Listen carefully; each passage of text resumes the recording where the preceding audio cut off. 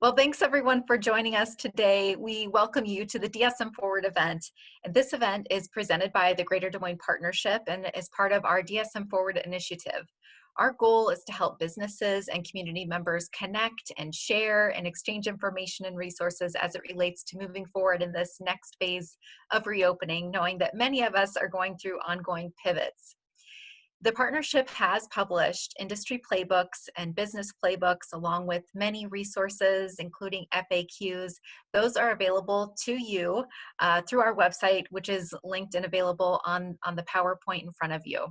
We really hope that these resources, in addition to the Ask the Expert series, is helpful to you.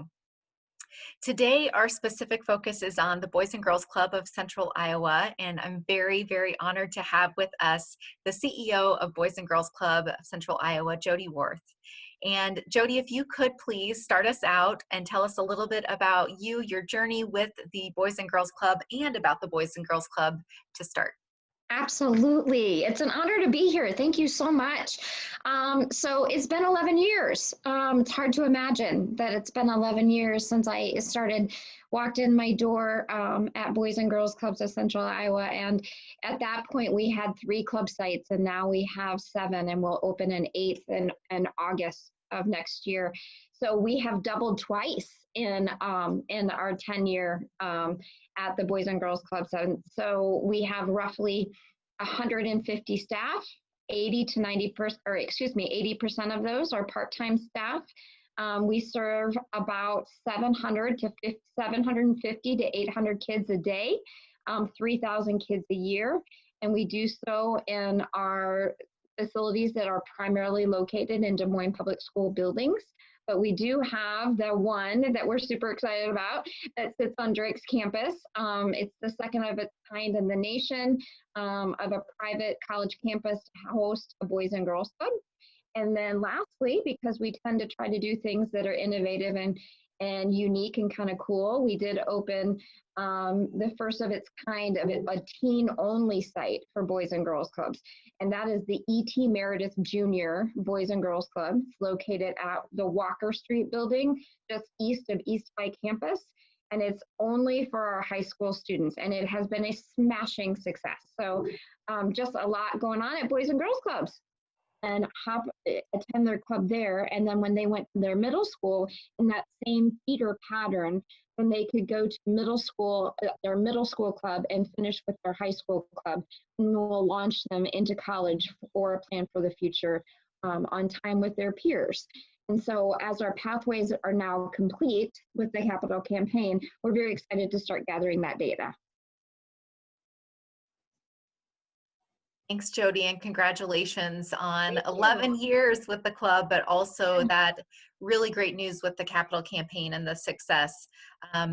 Prior to March, I was able to tour the site, the Greg and Susie Glazer-Burt site at Drake, and it is a phenomenal location.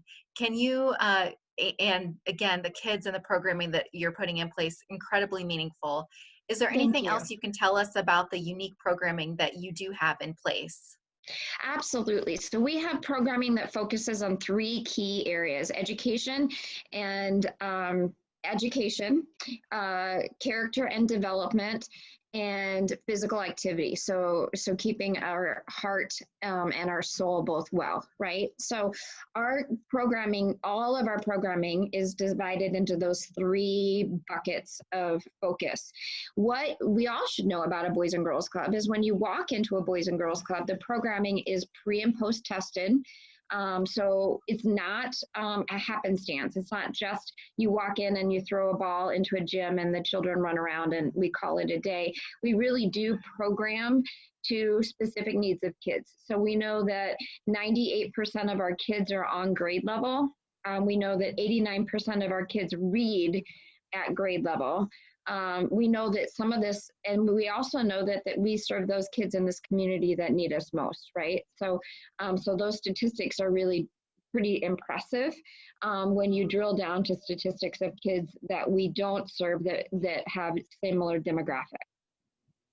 The real particular, the program that really, where the rubber meets the road, is our character and leadership development. So that is the program that I would say to this community is where we abrupt the cycle of poverty. So that is the program where we teach children to give back. We teach them how to become members of their society, of their communities, of their neighborhoods. We teach them to understand that giving is far better than taking. And there's very deliberate, focused programs that go all throughout that particular section of our educational opportunities. And our kids learn a lot, and sometimes for the very first time ever, they learn, wow, what does it mean to be a part of my neighborhood in a different way than my parents are? And that it's okay to not just repeat what you see. And so I often say to folks when I talk, so we have children that need us most in this community, and they repeat what they see, and then we're all really surprised about the outcomes. We shouldn't be surprised about the outcomes. We need to stop that and abrupt the cycle, and that is what those programmings are designed to do. Thanks for sharing, Jody.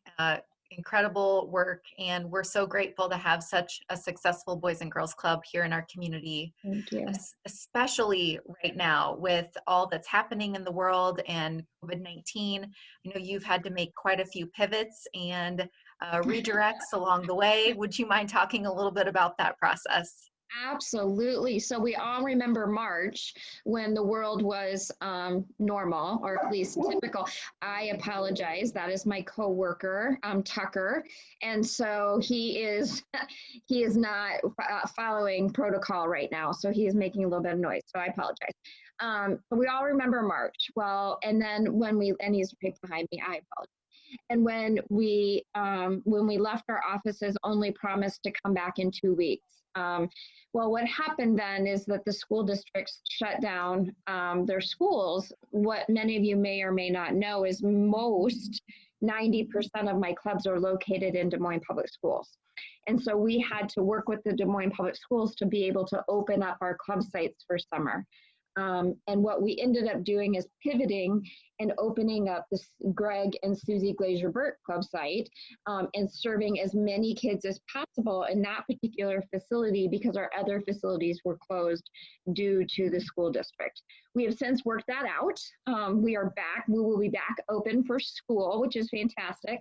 But a couple other really cool things that we did during the first part of the COVID world, if we'll say, is that not only did we open the Gregory and Susie Glazier Burt Club for all club members across the central part of our city to attend, but we also opened a very large pantry for the community. So it wasn't just there to serve our club kids, but it was there to serve families and folks that live in that community. And it was incredibly successful. And we did that because of the need of food in that community. And I want to challenge all of us to look at food insecurity, the word food insecurity, differently. Tiffany, you know this is my soapbox. I think you've probably heard me say this before. If you are saying food insecurity, I need you to challenge yourself and say, would you say that about you, or would you say that about your child, or would you say that your child is hungry? Would you just say that they're hungry? We're hungry, and it makes us all feel better to use the word food insecure. And at the end of the day, our children are hungry, and that's unacceptable in the heartland. It's just unacceptable. You're right. And I think, unfortunately, COVID-19 has really shone the spotlight on some of these issues that we have in our community, but we've also seen a lot of really good things happening and people jumping in to help out. And I do have a question that was sent to me via private chat, Jody, about your food donations and that Sure. process and that program. Can you share where you received those food donations from and how that works with the pantry that you did set up? Sure. So we get the food donations primarily from two different areas for two different programs. So we have, we work hand in hand with the Food Bank of Iowa for the donations to the Gregory and Susie Glazier Burt Pantry. So directly, that's how we stood up that pantry as quickly as we stood it up. And that's where we get the donations of food from the Food Bank of Iowa. On the other hand, we have a mobile food pantry. It's called the refueling station, and it is supported through DMARC. And that pantry has been out and about with prepackaged food, handing them out. It is a pantry attached to our truck attached to a pantry, and it pulls it around. And that pantry is a little bit less intimidating for our teens to enter. And we call it the refueling station. It's decorated really cool. So our teens don't find it quite as intimidating and quite as difficult from an emotional standpoint to walk through that pantry and get the items that they need. And so that is a partnership with DMARC. Excellent, thank you. We do have another question in the chat from one of our staples, Nick Callison. Thanks, Nick, for joining us today. Nick's highly engaged with a lot of our partnership investor work, and he's asking, with COVID and minimizing groups, has there been a shortage of volunteers? Is there a need for more volunteers, and what are current ways that volunteers can help you during this time? Nick, I love the question, and I wish I could tell you that we had an avenue for volunteers. But right now, based on COVID, we have shut down all volunteer activities. We are very, very cautious about who enters our club sites, and their temperatures are taken. So unless you work for me, we don't have any ability to allow volunteers into our club sites. And that's based on some CDC guidance, but it's also based on DHS guidance, Department of Human Services, because I do run 3 licensed child care facilities. And so at this point, we've tried to come up with some virtual options for volunteers. Though that's more difficult than than one might think. So we're looking at maybe pulling together a virtual option for a volunteer to read a book, so a book club maybe that we could start, something like that. But right now, no active volunteers are allowed in any of our club sites. Thanks for sharing. Thanks, Nick, for the question. Jody, I know you've had some really great media coverage lately talking about the work of the Boys and Girls Club and the Pathways program that's underway. Are you still accepting new participants, and can you share with us if there is an opportunity for more kiddos to be served with Boys and Girls Club? Oh, absolutely. We have a facility on the south side of our city at Studebaker Elementary School that is complete without furniture, but the actual facility is built and ready to go. It just doesn't have furniture yet, and it is slated to open in August of next year. It was slated to open August of this year. We did not do that. We did not choose to do that because of COVID. So we waited a year. And so, yes, that's an elementary serving club site. So that would easily serve 200 additional kids in our city. And then keep in mind that our new clubs, as they ramp up, as they continue to gather more children and the word of mouth spreads, we will only serve more kids in our newer clubs that we've just built. So Studebaker is still waiting to come online. Great, thanks for sharing. And Jody, our team at the partnership has been working on the DSM Tutor Connection, which I'll be sure to send you information in case you have ideas on folks that we can connect with too. Yeah. Knowing that you have so many great connections with DMPS and others in this environment, but can you share with us just other ways that you would recommend to help, even though we can't volunteer in person and certainly understand and respect that, what other ways can we show support of the Boys and Girls Club and help these kids? To your point, you know, how do we help them change and disrupt that path that they may have been on or may have witnessed as a kid? Absolutely. So there's a number of ways right now. So number one, donations of food. So even though we do get donations from the food bank, we also buy a lot of food because the food bank often doesn't have all of the food that we need. And I think that's something new and something that maybe we don't always hear in the community. They do an amazing job. Don't get me wrong. I mean, just truly an amazing job. But sometimes their inventory is limited. And so we still do buy a tremendous amount of food. I spend about $100,000 a year on food for our club kids. And so that, so donations of non-perishables definitely needed.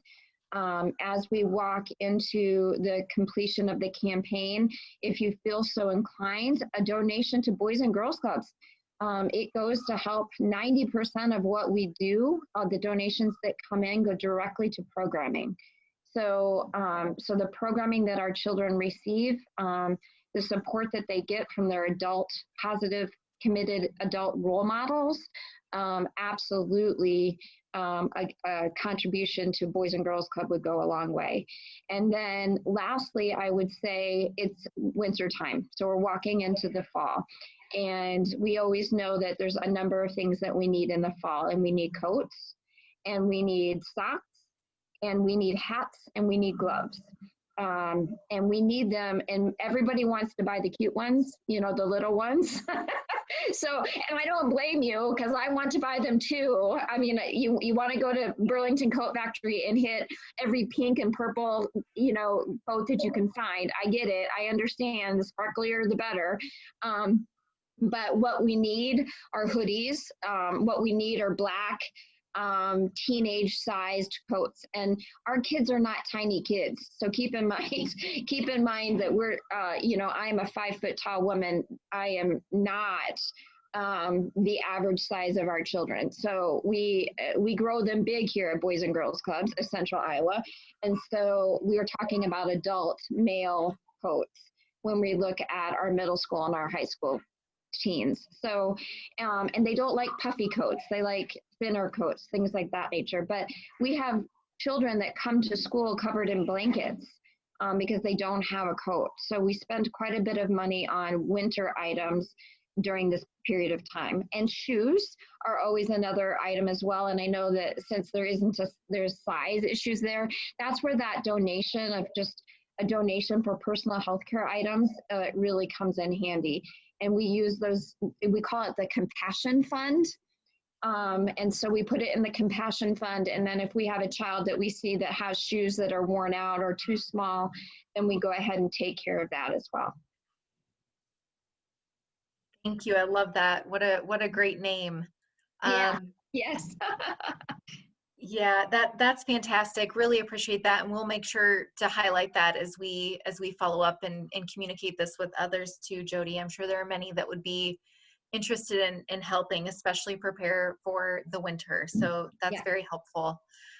We do have another question that's been submitted. Can you elaborate on your methods and practices for program evaluation? John says that he's curious about how you study the impact and outcomes.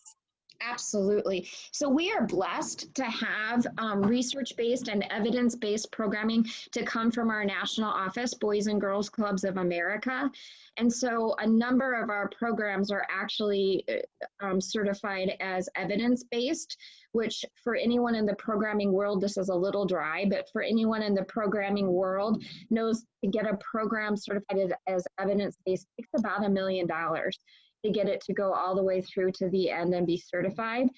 So what we have is we have those particular pre-tests and post-tests that come directly out of that programming. So what I can tell you is the national provides us the program, they provide us the pre-test and the post-test, and then what we do with that is we take that data and we figure out where the instruction may have dropped. So if we had a day, for instance, that a theme that you see in the data, in the post data work that something fell during, let's say, the 7th day of that particular program, then we know that we need to look at our instruction during that period of time and who was the instructor for that day, and did it not go well? Did we have children in that day that weren't children that were typically in our programming? And that is one of our biggest challenges, right, is that you don't have to come to a Boys and Girls Club. They choose to come to see us, right?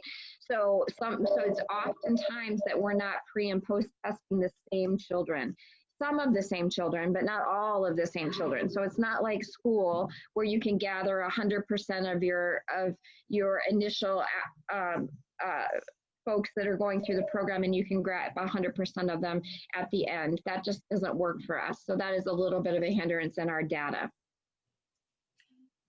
Thank you. Thanks. And John, hoping that is information you're looking for. If you have a follow-up question, please let us know. There we go. Thanks.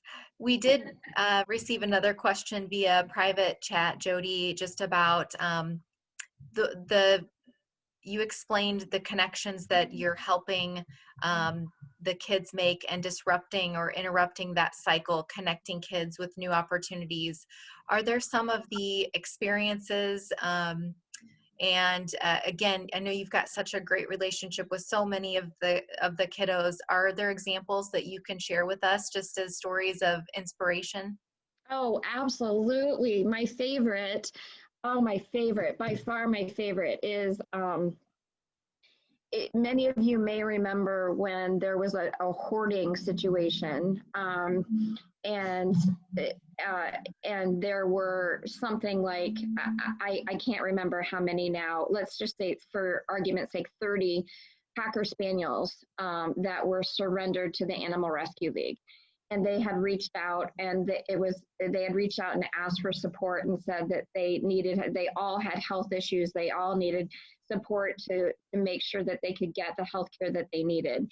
One of my groups of children came together in one of their programs, which is, it's a little bit like student council is what it's and the name of it is escaping me right now, but I'll share it with you as soon as it comes to me. But it's set up a little bit like student council, and they decided then that they were going to raise money for the Coins for Cockers. So they called it Coins for Cockers, and they were going to bring in their spare change and raise money for these Cocker Spaniels and give it to the Animal Rescue League.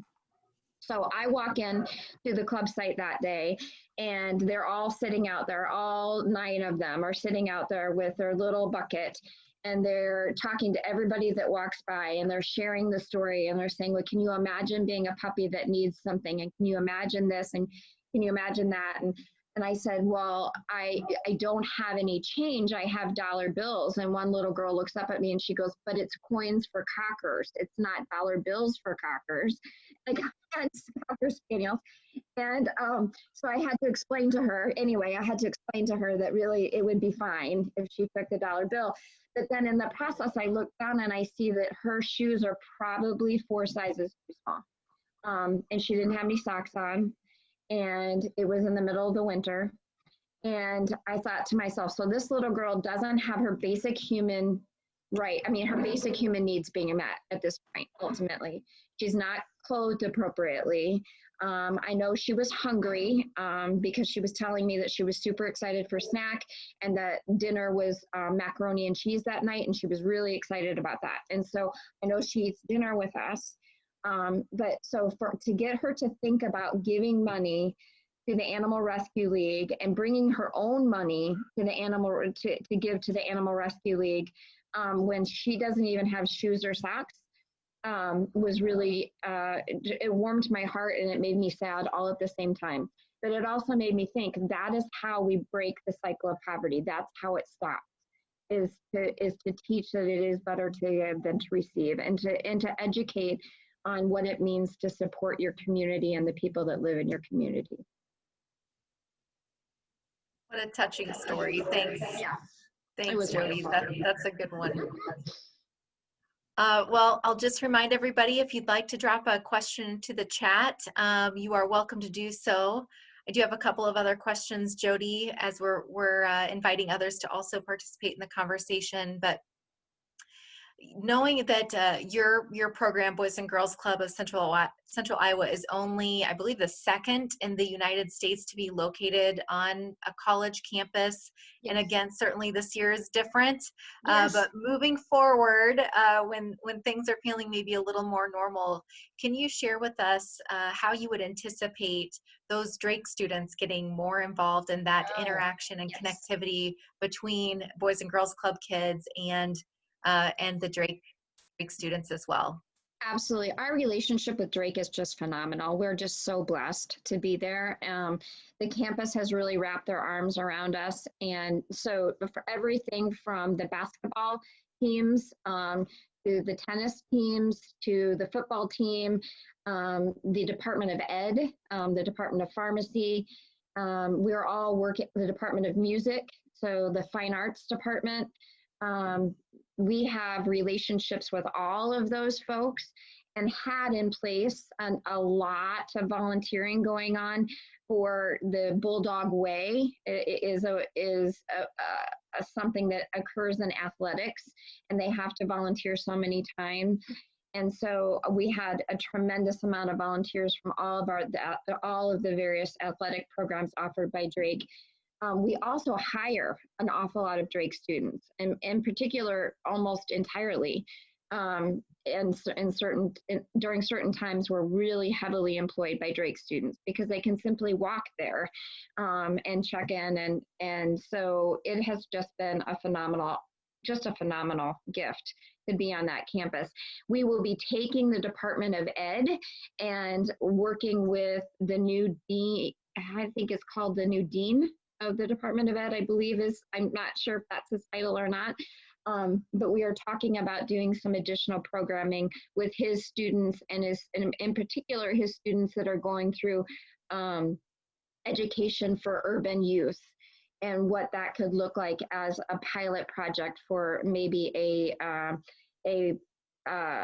incubator like situation where his students come over and do some work with our kids. I remember Susie Glazer-Burt as she and Marty Martin were talking about this vision with you, Jody, that Susie's hope was that some of the kids at Boys and Girls Club would be inspired to think about a different path for their future based Mm-hmm. off of that connectivity to Drake. Are you seeing or hearing any of that quite yet from the kids Oh, and thinking about that they could go to Drake yeah. someday? Yeah, it's just amazing. I mean, Tiffany, it's just amazing. So what this particular facility is, I mean, what all of our facilities are, but this one in particular, it's just this beacon of hope. As they walk in, so many of my kids thought that if they walked on Drake's campus that they would get arrested. And so that's how far away from a college campus they really were. And the students of the Burt Club absolutely talk about oops, I had something pop up, pardon me, about going to college at Drake. But the really where the rubber meets the road is the fact that they are on campus every single day. So this is no longer a college that they don't have access to. This is a college that they are already on. This is their college. So that they don't have to think about going away to college because they are at college and this is their college. This is where they're going to go. Absolutely. We hear it all the time. And Marty and I are talking on a really pretty regular schedule about scholarships and what that looks like so that we can get our kids into Drake and leave them with little to no debt at the end of the day. That's wonderful. Well, and Drake just rolled out their 2-year program as well this week. Yeah. It's so exciting. So, which again may fit our kids beautifully as well. So we're really, really thrilled the partnership just really couldn't have turned out better.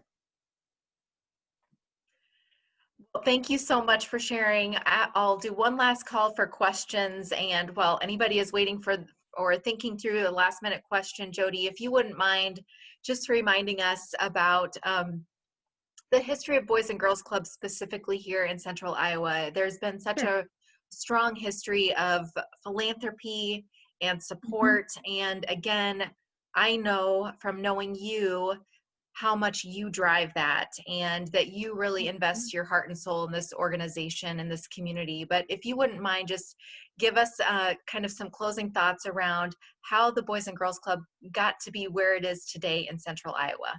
Absolutely. So, we're well more than 50 years old. We're almost 60 years old in Central Iowa.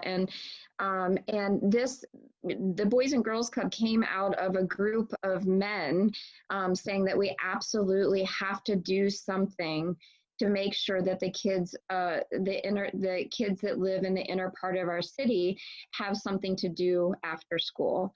And many of those gentlemen, many of their families still sit on my board of directors and board of trustees. And so we are just blessed to have that level of history and that level of commitment.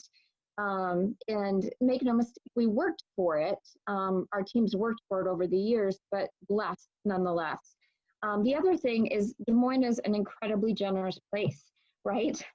We always, we want to be first in the things that we do, and we want to do them well, and we want to be innovative. And I think that is how Boys and Girls Clubs has grown to where we are today. I like to be first in the things that I do.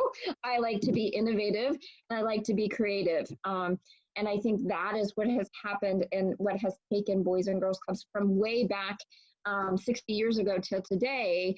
We were innovative and creative and stepped up to solve a problem. And that is what we do. We continue to pivot to solve problems. Most recently, our Return to Learn plan. So for Des Moines Public Schools, on September 8th, on Tuesday, we are going to open up for our kids, and we're going to open up all day long. So it's no longer going to be just an after-school program. We are going to have adult positive role models in our club sites. So for those kids that are doing 100% virtual work, but are maybe not old enough to stay alone, can come to a Boys and Girls Club and get breakfast, lunch, dinner, loved, supported, get their homework done, and then when 2:30 comes, we're going to play. And we are going to play and then maybe accidentally learn some things along the way as we play in the evening. So I think that's what makes us unique, but that's definitely what keeps us strong and growing. That's wonderful. Thank you. Thanks, Jody. You're welcome. And thanks, Nick, for dropping that link into the chat. So if we want to get involved and learn more about that, we certainly can. Thanks again, Jody. Any closing thoughts or comments? No, I'm just honored to be here, and I love what we do. And so if you are not familiar with the Boys and Girls Clubs, I know we can't take you for volunteers right now, but really reach out. I'd love to have a cup of coffee. My team would love to share with you what we do. And then there's a lot of different ways that we can get involved that may not be direct volunteer service. Keep in mind, these are not just my kids. These are our kids. The kids of Central Iowa, these are our kids because they're our future. And so it's much easier to take care of them on this end than it is to take care of them in the criminal justice system. So thank you for your support. Well said. Thanks, Jody, for your time today and for your leadership in the community. Thank you. You bet. And thanks everybody for participating in today's DSM Forward event. We will be again sharing more information on our DSM Forward playbooks and other resources on our website, dsmpartnership.com/DSM Forward, and we'll be following up with more information about the Boys and Girls Club, which will be shared through our social and external communication channels. So thanks again, Jody. Have a great day and good luck with September 8th. Thank you. Take care. Bye-bye. Thanks. Bye.